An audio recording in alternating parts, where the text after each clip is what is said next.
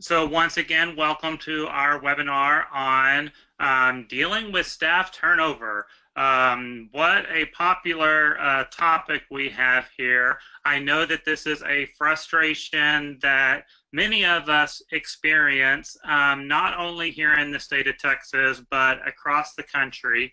The United States of America has the highest turnover rate of early education workers than any country in the world. And not only are we leading, but we are leading big time when it comes to these numbers. So not other countries have this issue like we do. And I think that is definitely something that we've got to look at and talk about. I've got some information that I'm going to share with you just to start off, make you feel a little bit more comfortable with your situation, but then we're going to really get into what we can hopefully do about this because it's a major issue. And I know a lot of you are in kind of the same situation where I'm in, where the schools that I own and operate, my core staff is very, very strong. My management team, my lead teachers, that core is very strong, and I've got a lot of longevity with that group. A lot of times it's just filling in the blanks. It's the teacher assistants. It's kind of those positions that we have the hardest time getting them to stay. And as I share some of the information with you today, that might make a little bit more sense. But sometimes it's not only, the assistant positions, it is our lead teachers, our managers, those type of things, or those type of people. So again, I'm assuming that most of everybody that's on the webinar today is a director, administrator, or owner, someone in that level of capacity. I got to throw it all back on you because it really does. It comes back to us and how we run our businesses and how we treat our employees. So when you're looking at dealing with staff turnover, there's got to be a lot of reflecting on your practices and how you handle situations. That's the only way that's going to make this better. So it's kind of a 50-50 approach. 50% on the employee, 50% on the administration. And again, I'm going to share some information with you that kind of helps support that right there. But you got to change the way you're doing things, and if you don't change, then you continue to get the same result. That whole theory right there. So here are basically the 4 items that I want to talk about on today's webinar, what turnover does to children. And I thought I'm going to start with that because I want to get this into your head, so that as we do go on and we talk about some of the other issues, that what we're doing to young children is sitting there as the base. I'll share some statistics with you, both on a state level and on a national level, and where I got this information. It doesn't make things any better, but at least it makes you realize that it's not you sometimes, that it is just the industry that we work in. Identify reasons for turnover, and then, of course, how we can reduce and deal with this issue. So those are the 4 things that I think I can get squeezed into this short hour. There's definitely a lot more to talk about on this topic, but let's see if we can at least get through these 4 objectives right here. All right, so first thing, let's talk about the children. And I know that many of y'all I have shared with you. Dr. Becky Bailey did some research, and she came up with the 3 most stressful events in a child's life. So when you talk about the stress of the child, the connections that are broken, and definite long-term damage to the connections in the brain and the blueprint, these are the 3 most stressful moments in a child's life. Of course, death of a parent, number 1, divorce or separation of a parent, number 2, and then number 3, a change or transition in their teacher. Okay. So that's where we come in. And when we do have turnover of staff, especially an employee that has built relationships with the children, that teacher leaving that child is just as stressful as death and divorce, especially when 0 to 3 children see us as attachment figures, and we may be the only secure attachment figure in that child's life, and then we leave. That definitely creates a lot of stress on the child, and sends their brain off into different different avenues that may or may not be healthy for their development. Again, I'm going to talk a lot about attachment figures in my weekend mini conference coming up this fall. So if you get a chance to join me one weekend, you can learn a lot about attachment figures. But from this standpoint, when we talk about turnover, I know that we use the job title as teacher or assistant teacher. Some of you may use the job title as caregiver, such as child care licensing. That's what they use. But for this purpose, I want y'all to look at it as attachment figure, that security device for that child. It's kind of like, y'all remember Linus and the Peanuts cartoons, the Charlie Brown and Lucy and Snoopy. We're that blanket that Linus carried around. That's how the child sees us. And so when you have turnover, obviously that's devastating to the child. We also know that all of the connections in the brain that are made from 0 to 3 will build a blueprint for learning that lasts for the remainder of the child's life. And there's difference between the connections that are made in the brain on a social and emotional level versus the blueprint for learning, which is established 0 to 3. So when you've got a lot of inconsistency with caregiving, obviously your blueprint is not going to be rock solid like it should be.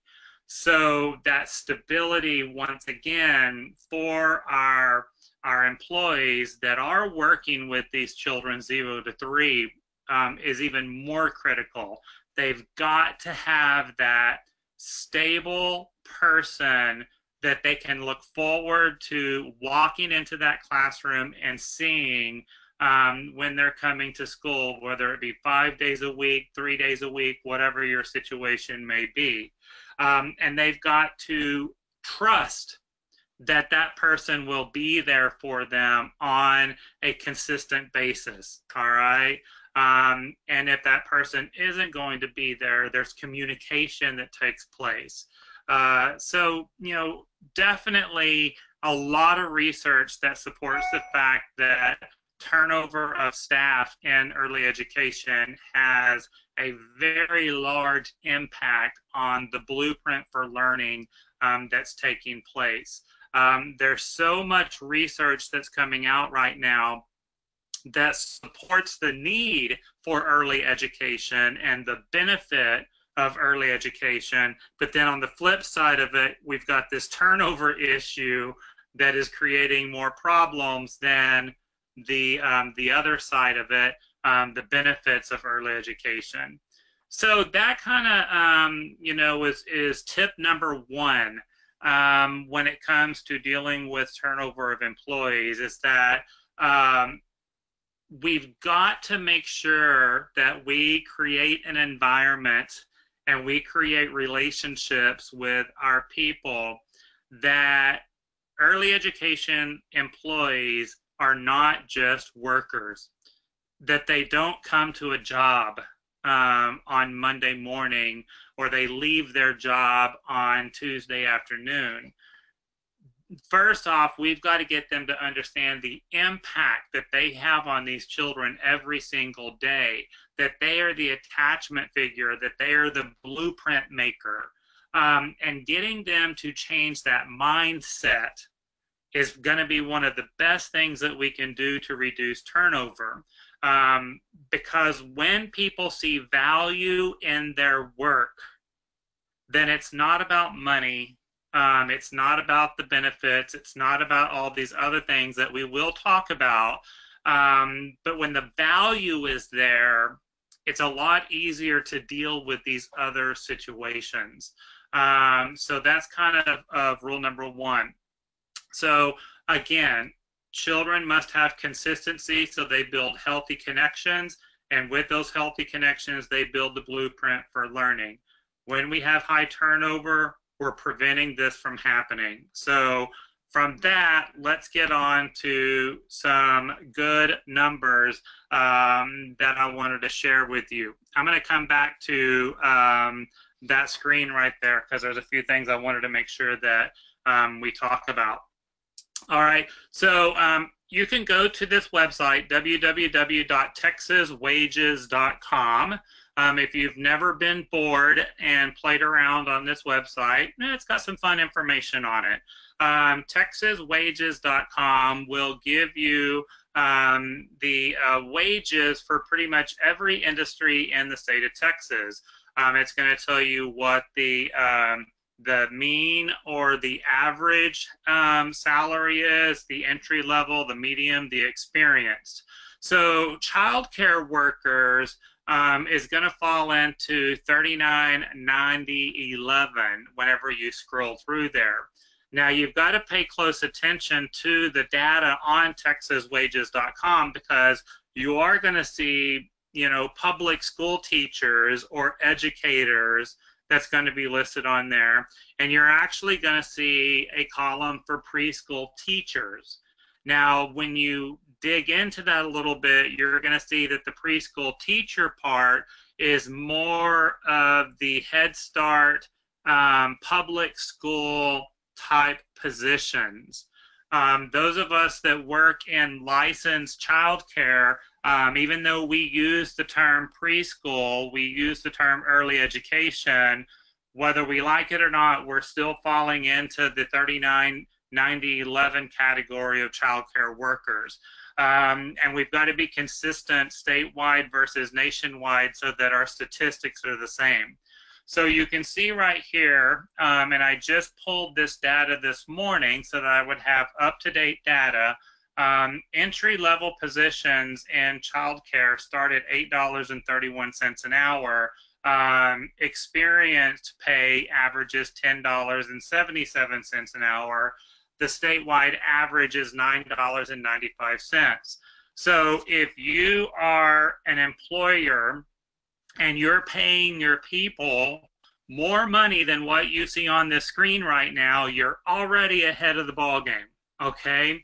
And when you do have employees that come to you and you know they want more money or they say they're worth more money, absolutely, you're worth more money, but what I'm paying you is not unreasonable based on the business. And so texaswages.com might be a good website for you to pull up in front of that employee to kind of show them that you're right in line with everybody else in the state of Texas. Still doesn't make it better, okay? But at least it kind of helps, and they're not pointing the finger directly at you as the cheap owner. You know, this is just what we can pay in this industry. I also kind of broke it down for you because you can click on a lot of different things on texaswages.com. So these are the mean wages, or meaning average wages. And you can see here that it breaks it down by area. So depending on what part of the state you're in, the average hourly wage is going to be different, obviously because of the cost of living being different. So again, those of you that are on here right now, you can kind of quickly glance and find your area, see what the average is. But don't want to spend a whole lot of time on this because we've got other important things to talk about. Right now, I'm just trying to make you feel a little bit better about yourself, okay? And know that it's not you personally when it comes to low wages. Now, these are the national statistics, and this is from the National Bureau of Labor Statistics. You can go to their website, and it's pretty much the same thing as TexasWages.com, but this is on a national level. You can see right here that, again, the median pay is $10.18 per hour.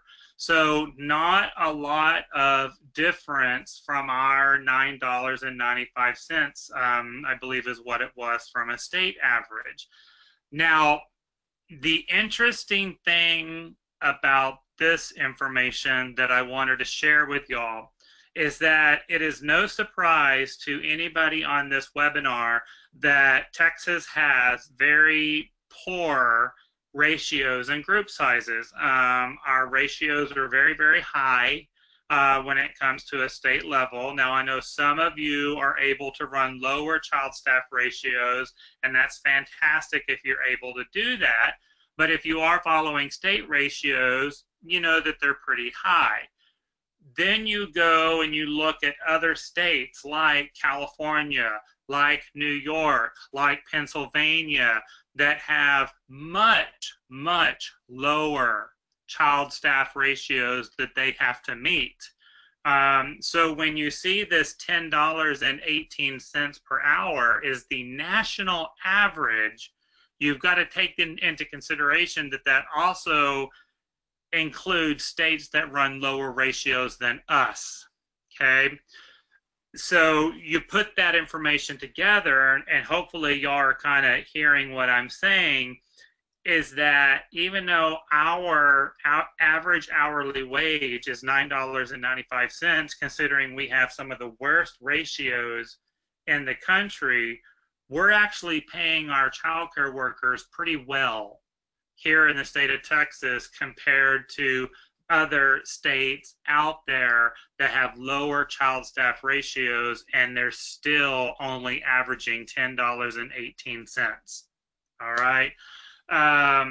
So, you know, that's just something that I found to be very, very interesting right there.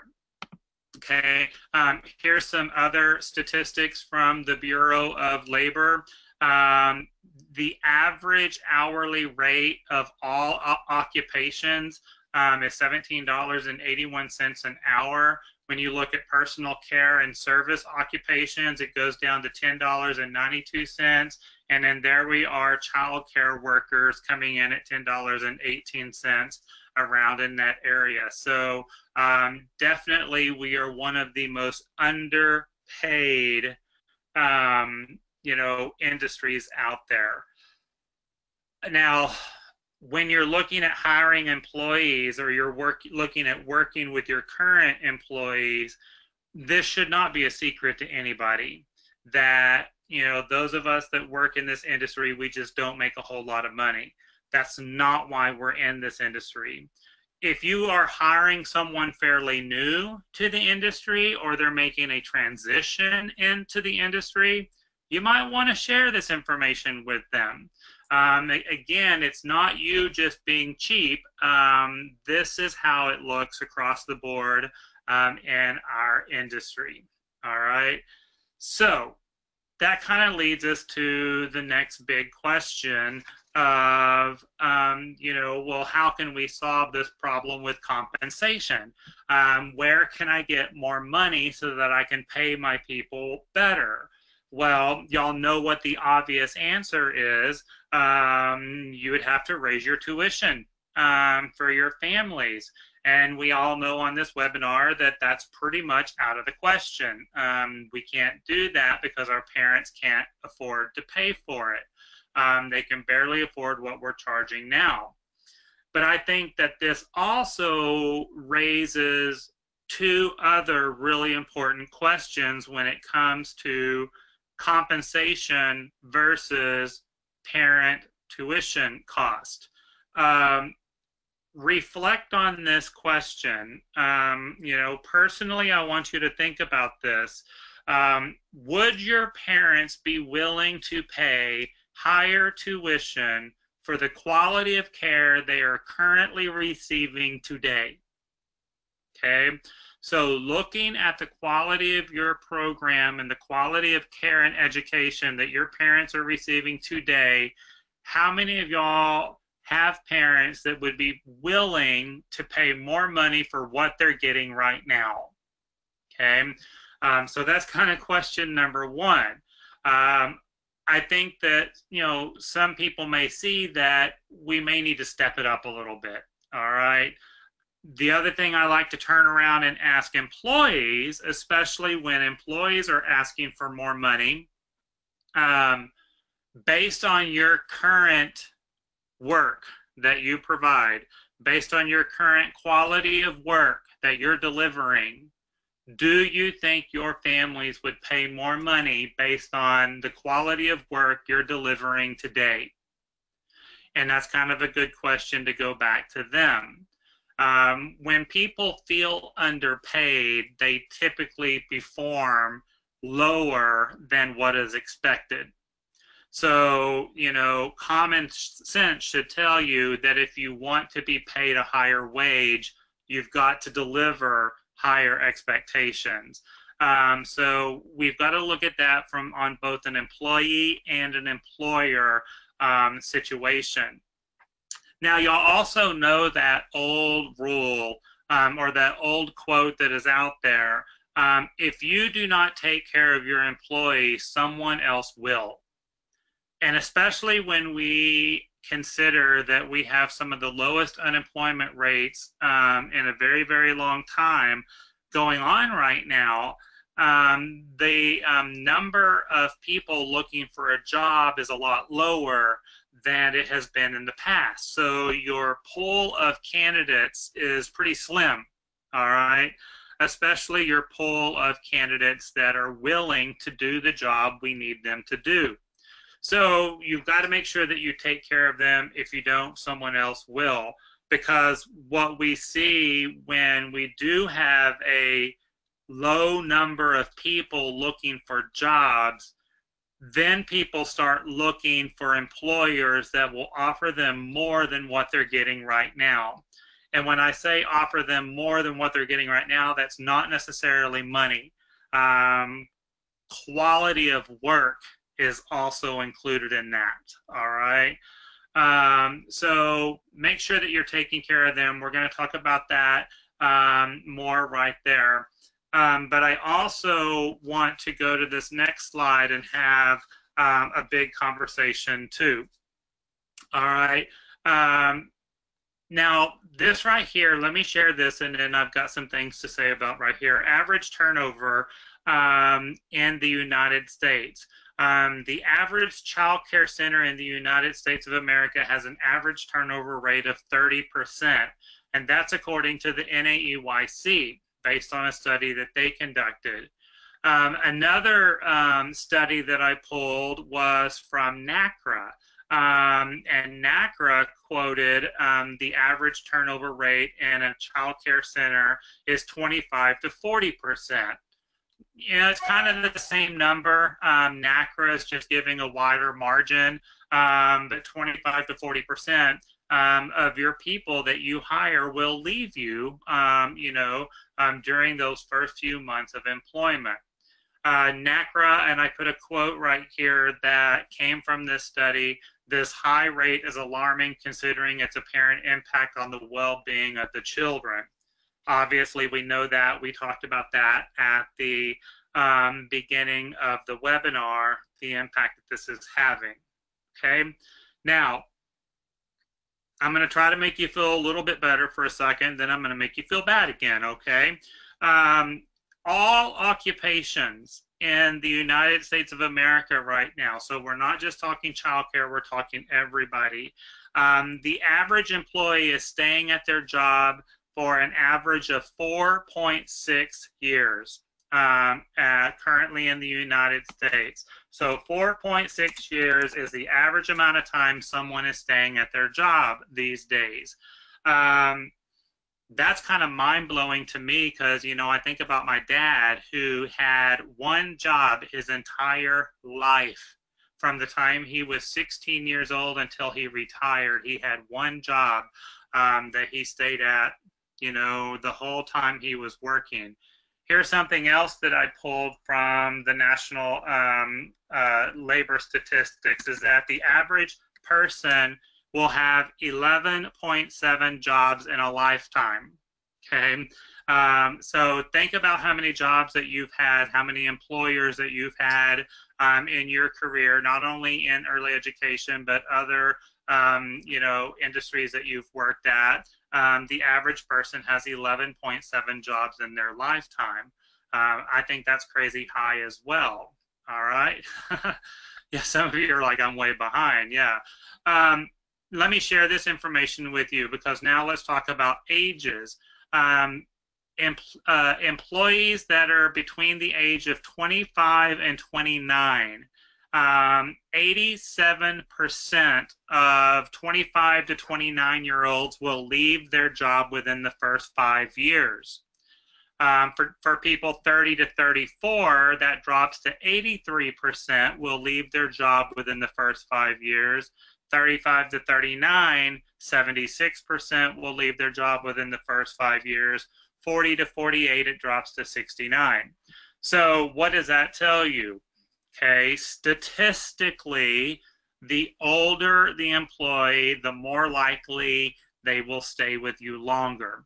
All right, so your younger employees have a higher percentage of bailing on you and going and trying something different. Now, I'm not telling you to discriminate against young people. All right, that's against the law. We don't want to discriminate against age. But I am just telling you that during the interview process, the younger the applicant, the less likely they are statistically to stay with you.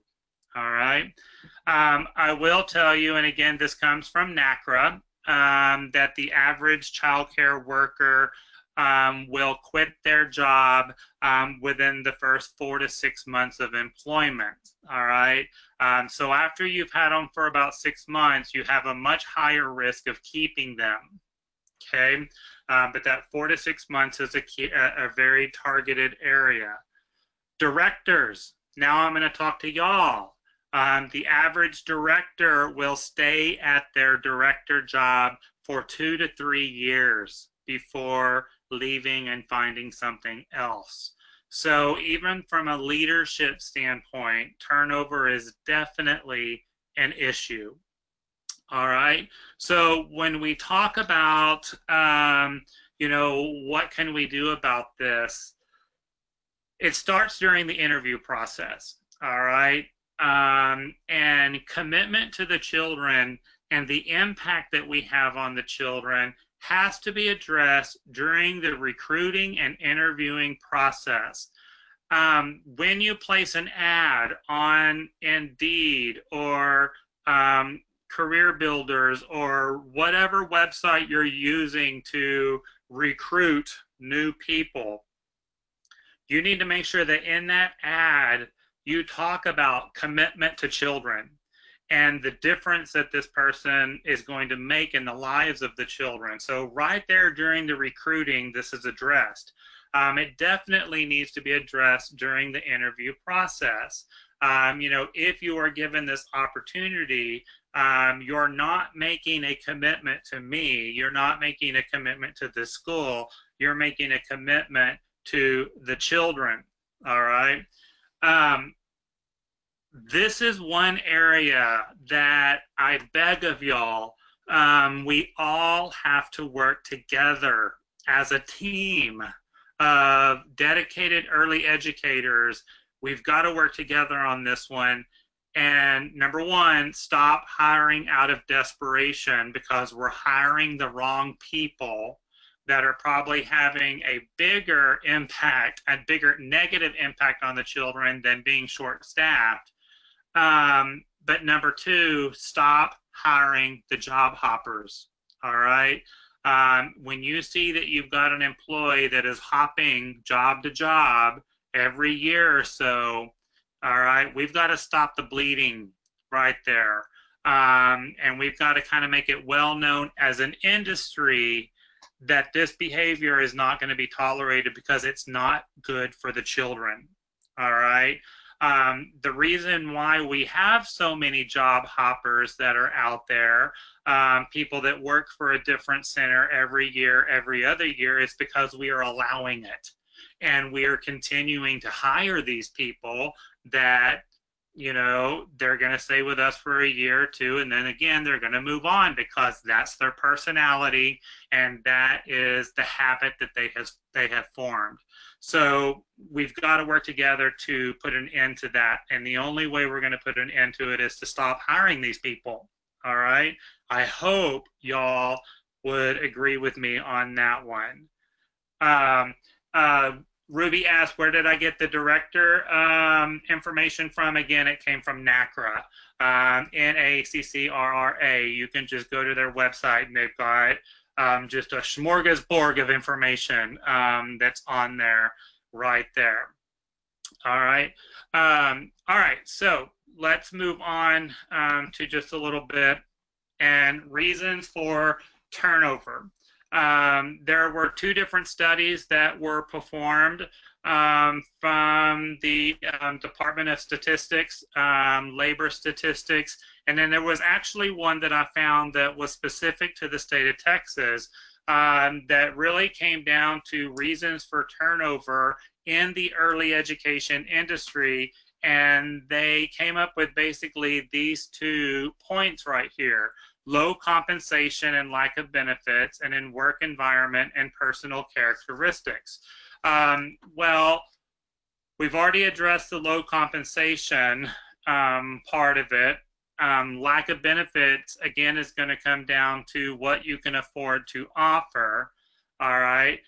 Working environment and personal characteristics are something that we haven't talked about yet and is a big one. Now, I got a comment right here. I agree, but I'm usually desperate when hiring. Small areas, limited hires. I understand that. I do. I totally understand that right there. But it's just like a behavior in the classroom when you're dealing with young children and when you're dealing with aggression. As long as you continue to allow the behavior to happen, it's going to continue to take place. And so when you are in a small area, when you're in a limited area, you basically are going to get to the point to where the employment pool is going to have you hostage. They're going to hold you hostage, and they're basically going to be able to make the rules rather than you making the rules. So it might be that you start recruiting from outside of your area. Now that's a whole nother conversation. It might be a whole nother webinar that we need to do. But if you can't find good quality workers in your area, then it might be time to bring some in to your area. So there you go. Let's see, I got a question right here. Do you think that in general the interest to work in childcare has gone down in recent years, which leads to shortage and turnover? Or could this be because of the liability and risk of the job? Fantastic comment. I think all of the above. Okay, and we're actually going to talk about both of these when we talk about work environment and personal characteristics. When we talk about working environment, the stress level on the job is definitely greater than it has been in the past. And of course, the higher the stress, the more likely your people are going to leave you. So what that comes down to are, do the employees have the appropriate skills to work in the environment? And y'all all know, especially those of you that have been doing this for a long time, we talk about this all the time. The children that we're caring for and educating today are different children than we had 10, 20 years ago. What they're being exposed to is different. The environment they're growing up in is different. The parenting skills that are taking place are different. So you have to adapt, all right? When we were on our director's cruise last April, and I know a couple of y'all were with me on that cruise, we got into kind of a heated debate over this about your employees having the appropriate skills to do the job. And one of the comments was made is, well, they just don't have the training needed to work with some of these kids that are really, really needing some additional help. Well, then my response is then get them the training. All right. But there has to be an eagerness on both sides. There has to be the eagerness on the administrative side and the eagerness on the employee side to get those skills so that they can appropriately care for the child. But we have got to be the encourager on that. Now, the risk of liability, absolutely. That scares a lot of people off. We were talking just the other day about men and childcare and why aren't there more men working in this industry? Well, one of the biggest reasons is the fear of being falsely accused, the liability, the risk. It just scares a lot of people off right there. But I want to talk about, the items that we do have up on the screen. Now, this right here is specific to childcare, reasons for turnover, the low compensation, lack of benefits, work environment, and personal characteristics. There were also some other reasons for turnover that I did not put on the screen. Relocation of the employee, lack of opportunity for advancement, and we're going to talk about that one. Stressful working environment, we can do something about that. Negative boss showed up on the list, and this is according to the United States Department of Labor, by the way. Negative boss, a desire to change their career, the inability to balance work and life showed up on the list, and I think that we can all testify that we have had employees that have left due to that reason. They are unable to balance work and life. People that leave their job for more interesting work, I don't know what could be more interesting than this, and the skills and the abilities. And so let's see, we got a comment right here. So much of our issue with hiring is pay. So I do agree with that. And that's where, all of the information that I gave y'all at the beginning about the statistics and the average salaries, hopefully will help you with your hiring matrix, and hopefully that you can pay above what is on that hiring matrix. There was also another great article that actually was in CBS News that talked about not only low wages in early childhood education, but also the operating expenses and how high our operating expenses are, especially when it comes to insurance and liability, payroll taxes, property taxes, all of those type of things. It's just, a lot of people don't see what is behind operations when it comes to expenses. So many people will count the number of children in the classroom, know how much they're paying per week, they do the math, and they think that we've got this large sum of money to pay people with. They don't see the other 45% of operating expenses that we also have to meet. So I'm trying to read right here. Yes. Oh, Robin said, a lot of people think that just because you have children of your own, you can be a child care teacher. Oh, absolutely. I have to agree with that all the time. Having experience raising your own children does not give you the experience to raise other people's children. All right. And I never, ever count that as experience. So let's kind of talk about some things that we can do to help us with this right here. Now, y'all know that old saying, and I've used this in some of my previous trainings, that it's better to train your people and lose them than to not train them and keep them. All right.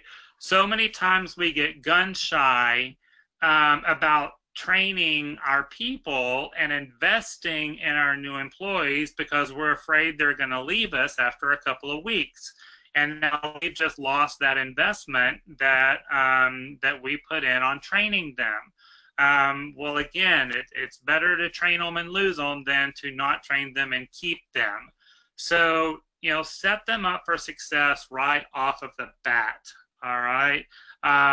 Always remember that quote right there. Now, remember, going back to this slide, it says personal characteristics, reasons for turnover. So many of the people that we hire in our centers that we end up turning over are people that should have never have been hired in the first place. They don't have the skills, they don't have the abilities, they don't have the characteristics. Like Ruby just said, temperament is such an important factor. If you're looking at a candidate that does not have self-regulation, that does not know how to compose themselves in a stressful situation, this is not the right job for them. But so many times we hire them out of desperation and unfortunately realize that they don't have this characteristic, and then you end up in court, or being sued, or licensing at your center, simply because you hired someone that didn't have the personal characteristics it took to do this job. All right.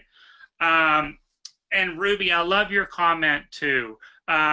Let them know what they're getting themselves into. Now, I don't want to scare them off, but I think that they also, need to know what their expectations are right up front.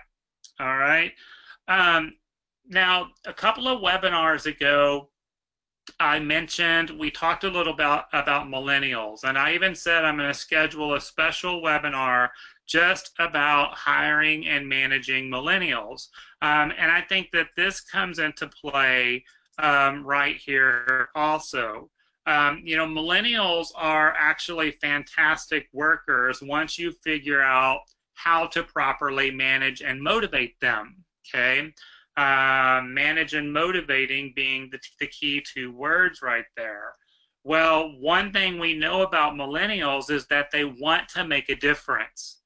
So, and like you see right here on the screen, we want to hire people that want to make a difference. So millennials are actually fantastic candidates to come into our early education program. Now, from the management side of this, you have to make them feel like they're making a difference almost on a daily basis. And you have to change your management and leadership style to where they know that they're making a difference. All right. Now, that's not just a weekly acknowledgement, a monthly acknowledgement, an annual acknowledgement. These people need to hear it pretty much daily, and almost everything that they do. So with every job expectation, you need to tie in how that's going to make a difference in that child, how that's going to make a difference in that family. So it's kind of like when we give tours to our families in our program and we describe our different learning environment, the different learning centers in the classroom. This is a block center, and let me tell you everything that your child learns while they're playing in the block center, and you just rattle off those 8 to 10 things that children learn when they're playing in the block center. This is kind of how you have to manage and lead these workers, all right? This is what I need you to do as part of your job, and this is the difference it's going to make. And they need to hear that right there. How do you make them feel that difference daily? It's constant communication. And I tell you, one of the biggest reasons for turnover in our industry, taking out compensation, all right? It's lack of communication from management, all right? And this continues to come up more and more and more. So you've got to communicate, communicate, communicate. Now, when I talked about taking care of your employees, and if you don't take care of your employees, someone else will, I want to make sure that that's very clear that that does not mean give your employees anything they want. all right? You still need to have structure. You still need to have policies. You still need to have expectations. But you take care of your people by being consistent with all of those items. All right? They are aware of what their expectations are. You communicate and you hold them accountable. That is taking care of your people. Okay. So I know I get a lot of phone calls and emails from y'all. Well, I've got this employee that says that if I don't let her go to her kid's birthday party at the elementary school, she's going to walk. You know, what do? I need her in the classroom, but she's saying that if she can't go to this special event at her kid's school, she's going to walk on me. Well, any employee that gives you an ultimatum does not need to be an employee in your program. The simple fact that they feel the need to give you an ultimatum right there tells me they don't have the characteristics needed to do this job. All right. And so you say, fine, out the door you go. That's going to set the tone for everybody else that's in the building. All right. When you make exceptions for people, that sets the tone. And then everybody's going to be asking for exceptions. You know, I think I shared with one of y'all, I made the most horrible mistake just recently of breaking one of my own rules, and I gave an employee a personal loan. She was having some hardships. I felt bad for her. She was a long-term core employee. So I gave her a little loan, even told her, keep this to yourself. Don't tell anyone. This is between me and you. Did it. And within a week, I had like 7 other people coming and asking me for a loan, you know? And so, you know, I broke my own rule right there. So they talk, word gets around, but it's the same thing with policies, procedures, and those type of things. So I think a lot of people, one person is saying they're not supported by management, but they don't see the whole picture. They think that management should share the big picture.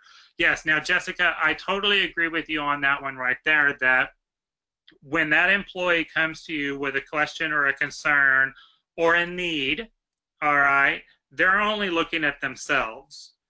And you, as the leader, you have to look at the whole program. You have to look at every employee, every child, the entire program, and you have to make a decision that's going to be the best decision for all parties involved.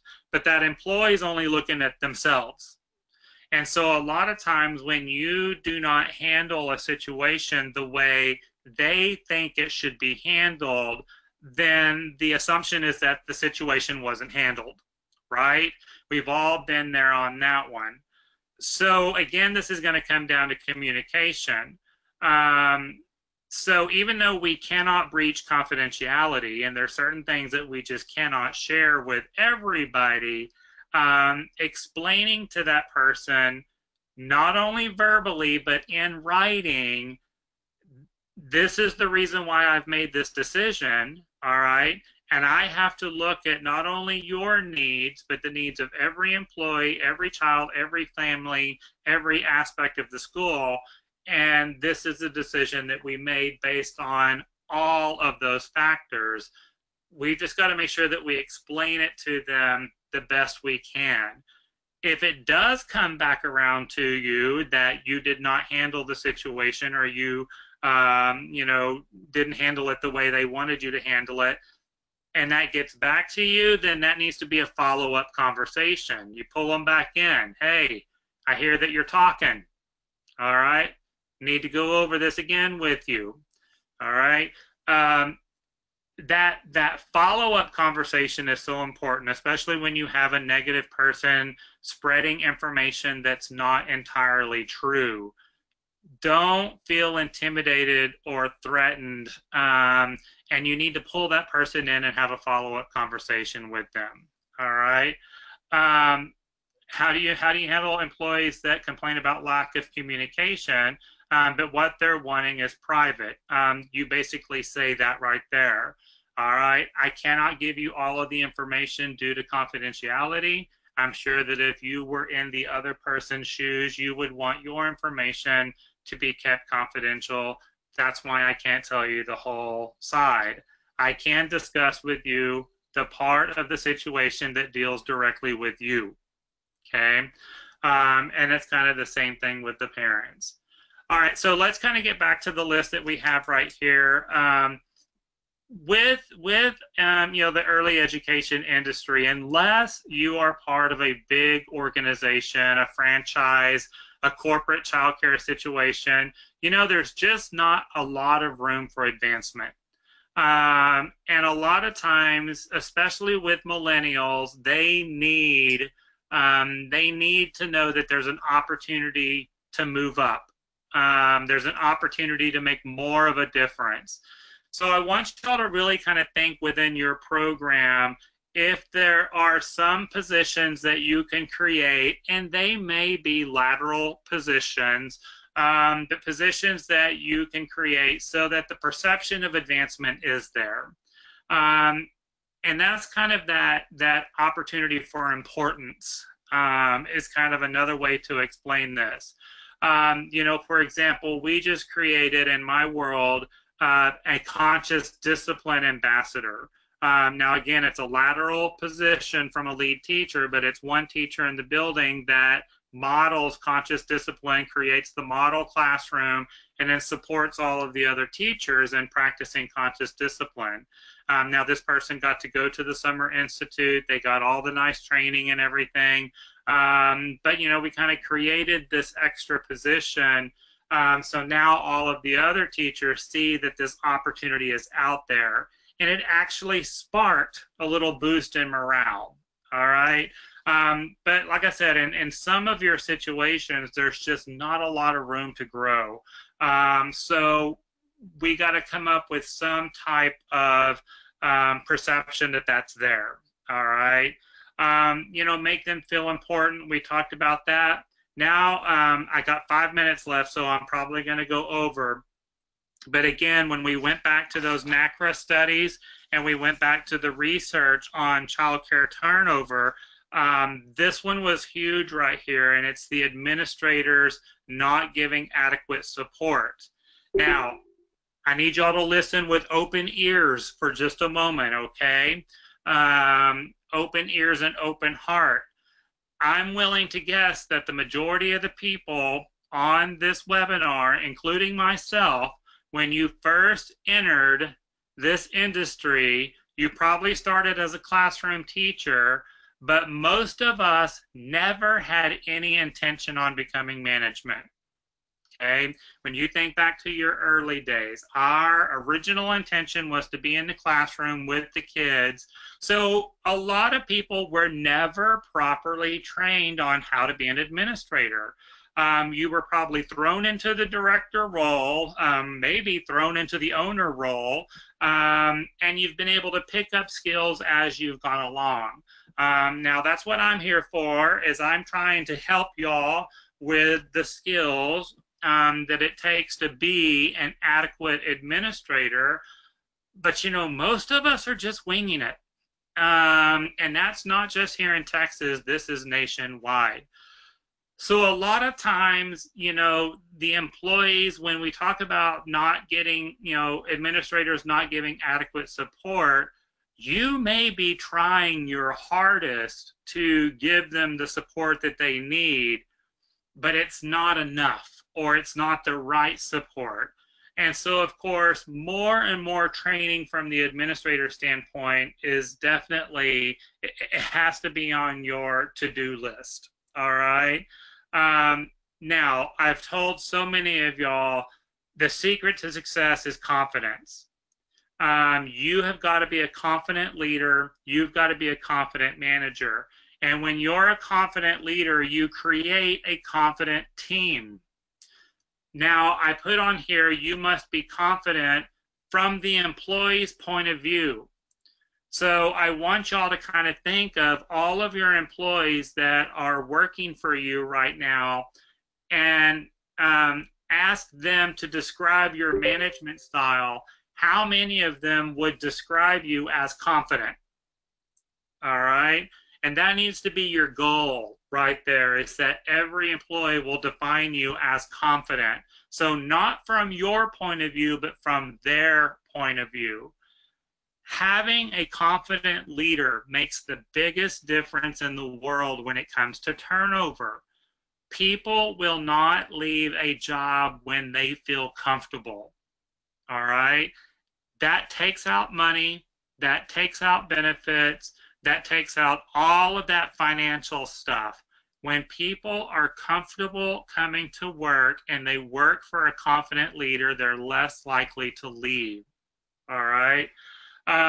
So we just did a webinar on management techniques, and I talked a lot about leading with passion and desire. If any of y'all missed that webinar, I thought it was fantastic.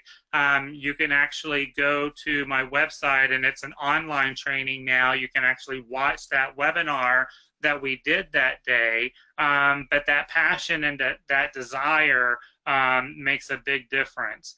Nancy asked, do you ever do an anonymous director management evaluation? Absolutely, Nancy. Twice a year I do it. And I'll be happy to share that with anyone that wants to see what it looks like. It kind of changes every time we do it, just a little bit. And it's done through an online source, so it's completely confidential and anonymous.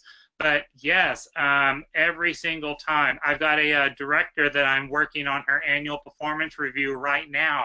And so absolutely her staff will be performing an evaluation. Nancy, email me separately. I'm not going to remember that off the control panel, and it goes away after I exit. So, but I'll be happy to send that. But yes, you need to get feedback. Just like we give feedback to our employees, you need to get feedback on your management style. Now, anytime I do employee and parent surveys with my leadership team, I always give this big disclaimer that the feedback that we get, the responses that we get back, cannot be taken personal. That we have to understand that this is their opinion from their point of view, whether it's right or wrong, whether it's got intentions or not. This is their point of view, and we're going to look at every bit of feedback as an opportunity to be better. And it's not about trying to figure out who wrote it, because I've seen managers sit there and go through that feedback trying to figure out who wrote this. Oh, I know exactly who wrote this one. That's not the point, okay? The point is, this is their point of view. All right. So let's see how we can learn from it and make it better. And a lot of times, it's exactly what we've talked about so much on this webinar. A lot of times, it's just communication, and it's making sure that you are communicating with each employee in their own unique way, because everyone receives communication differently. Especially when there's a second language involved. You know, you've got to really make sure that communication is delivered in a way that they understand it. All right.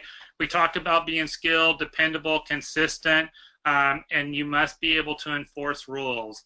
Now, I know that, you know, being able to enforce rules, it sounds so easy. It's probably one of the hardest things we do in our job. With our employees, with our parents, across the board, enforcing rules consistently is probably the hardest thing we have to do, because everybody wants an exception, and everybody feels that they are due an exception from their point of view. But like we mentioned earlier, we have to make decisions that that are beneficial to the entire organization, and exceptions will bite you in the hiney every single time. And it's hard to say no, and it's hard to say this is the policy, you know, here's where you signed it, too bad, so sad. Now you can do it in a nice way, but this is definitely something, and I know we've got a few people on here that are newer directors. It takes practice, and it takes years of practice of enforcing rules consistently to get there. All right. But, you know, I can sit here and show you all of this different research that I went through, you know, to prepare for today's webinar. And you wouldn't believe the amount of times that inconsistency and administrators not following rules comes up when it comes to reasons for turnover. Especially in our industry where every decision we make should be based on the safety and the risk of the child. All right. And I love to throw that in almost any conversation I'm having with, I'll talk about the decisions we make and how it is safe for the child or the risk that is involved for the child, but also, you know, the safety of the employee and reducing risk for the employee and everyone else. One thing that, last thing, and I know we're over on time, but one other thing that I did not put up on the screen that did pop up in the in some of the research I did, and it goes back to this working environment under reasons for turnover, and it was the way employees treat each other. Was a big cause for turnover in the childcare industry. Employees treating each other very poorly and childishly. That's definitely something that needs to be addressed with that particular individual. And if that is their characteristic, definitely not a person we want in our environment, because we don't want that skill taught to the children. But I think that we would all agree that this is one of the biggest challenges we have in our industry is the way our employees treat one another. Now, that also goes back to that composure and regulating yourself. You know, and sometimes we do need to have some activities and practice those behaviors. What I like to do in these situations is just strongly encourage the employees to focus on their job description, their classroom, and not what's going on in other people's classrooms. And sometimes we have to have that uncomfortable conversation, okay? So I got another one, that another severe problem that people are having is attendance, all right? Well, I'm going to go back to the beginning of the webinar where we talked about when you are an attachment figure and that child is looking for you because you are the person that makes them feel comfortable and safe, and their attachment figure is not present, all right, that affects the child. So consistency in attendance is imperative, all right? If you have an employee that continues to get sick and they continue to call in and they're unable to come to work, if they are continuing to be sick, this may not be the best environment for them to work in. And I've had to have this conversation many times that not only am I here to make sure that the children are safe and healthy, but I'm also here to make sure that all of the employees are safe and healthy. And if you are getting sick this much, if you're getting sick so, you know, that you've had to call in 7 times in the last 3 months, then this may not be the healthiest job for you. And you need to find something else so that you will be healthy. And that's a conversation that needs to be had with them because, you know, their consistency in the classroom is imperative, especially if they're a 0 to 3 teacher. They need to be very, very dependable. When you've got early education workers, and we do want them to take vacations, we do want them to have some time off, that needs to be discussed with the children ahead of time. That for probably 2 weeks before Miss Shelley goes on vacation, for 2 weeks, we're going to talk about the week that Miss Shelley's not going to be here, so that it's not such a surprise to the child when their attachment figure is absent from the classroom. all right? Because we know that, children don't like surprises. And that's when we see them downshift into their survival state quite often, is when you throw them a curveball and they don't know what's coming. And it's the same thing with teachers not being there. All right. The other thing is that, I always like to go back to your Fortune 500 companies. And, if you have an employee that works for Microsoft or Bell Helicopter or whatever major employer is in your area, are they going to be able to call in 6, 7 times in 3 months? No. What's going to happen to them? They're not going to have a job. So this is also a behavior that we tend to allow, and that's why it takes place so much. All right. So, always kind of keep that in mind right there. All right, so I know we went over on our time. Thank y'all for being patient and hanging in there. If you do have any additional questions or comments, email me or call me. Whoever that wanted the management survey online, shoot me an email with your address because once I close out the training, that email is going to go away and I won't see it again. I hope this was helpful to y'all. I feel like we might need to do a follow-up webinar on this topic because there was so much more that we could have talked about. But I think we got the main points across right there and definitely gave you some good starter points to kind of help you out reducing that turnover. Hire the right people to do the job. I just cannot stress that enough. All right. Hope to see all of you soon. Once again, your certificates will be emailed to you to the email address that you used when you signed up. All right.